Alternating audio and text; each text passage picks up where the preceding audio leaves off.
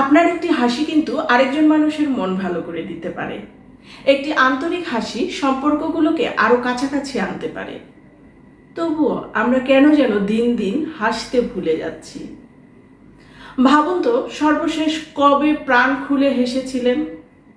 আমাদের জীবনে এখন শুধু প্যারা আর প্যারা। সকালে ঘুম থেকে উঠেই দৌড়, রাস্তায় ঘন্টার পর ঘন্টা জ্যামে বসে থাকা, বাজারে গিয়ে প্রতিদিন নতুন দামের ধাক্কা, মাসের শেষে টাকার হিসাব, অফিসের চাপ, ঘরে কাজের পাহাড়, বাচ্চার স্কুল, কোচিং, পরীক্ষা। এত কিছুর মধ্যে মানুষ হাসবে কখন? আর হাসি খুশি থাকবেই বা কিভাবে?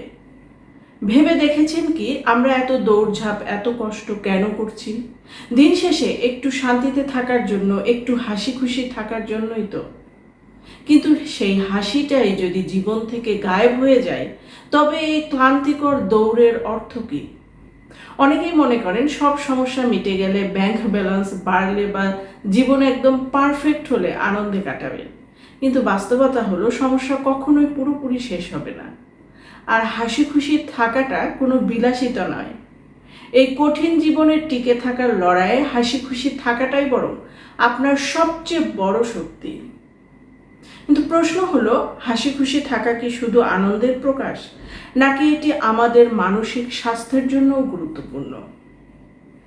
বিজ্ঞান বলে আমরা যখন কঠিন পরিস্থিতির মধ্যেও একচিলতে হাসি ধরে রাখার চেষ্টা করি, তখন ব্রেনে স্ট্রেস হরমোন কর্টিসলের মাত্রা কমতে শুরু করে। ডোপামিন আর এন্ডোরফিনের মতো ফিল গুড রাসায়নিক নিঃসৃত হয়, যা শরীরের ক্লান্তি আর মনের ক্লান্তি দুটোকেই এক মুহূর্তের জন্য ভুলিয়ে দেয়। হাসি সামাজিক সম্পর্ককে শক্তিশালী করে। একসঙ্গে হাসলে মানুষ একে অপরের কাছাকাছি আসে, একাকিত্ব কমে। হাসি দুশ্চিন্তার চক্র ভাঙতে সাহায্য করতে পারে। যখন আমরা আন্তরিকভাবে হাসি, তখন কিছু সময়ের জন্য হলেও মস্তিষ্ক উদ্বেগের একই চিন্তাগুলো থেকে সরে আসে। তবে একটা বিষয় মনে রাখবেন, হাসি কোনো ওষুধ নয়। শুধু হাসি দিয়ে ডিপ্রেশন, উদ্বেগ বা অন্য কোনো মানসিক সমস্যা পুরোপুরি ভালো হয়ে যায় না।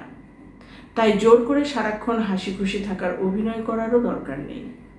বরং এমন কাজগুলো করার চেষ্টা করুন যেগুলো স্বাভাবিকভাবেই আপনার মন ভালো করে দেয়। হতে পারে প্রিয় মানুষের সঙ্গে কিছুটা সময় কাটানো, মজার কোনো সিনেমা বা নাটক দেখা, পুরনো কোনো সুখের স্মৃতি মনে করা, ছোট্ট ছোট্ট শিশুর সঙ্গে খেলা বা নিয়মিত হাঁটা, শরীরচর্চা করা। সব মানুষের আনন্দের উৎস এক নয়, তাই খুঁজে বের করুন কোন কাজটা করলে আপনার সত্যিই ভালো লাগে। যখন মন ভালো থাকে, তখন হাসিটাও আর জোর করে আনতে হয় না, ওটা নিজে থেকেই চলে আসে। মনে রাখবেন, হাসি সুস্থ জীবনের একটি গুরুত্বপূর্ণ উপাদান। হাসি আপনার জীবনের সব সমস্যা দূর করে দেবে না, কিন্তু সমস্যাগুলোর মুখোমুখি হওয়ার শক্তিটা কিছুটা বাড়িয়ে দিতে পারে।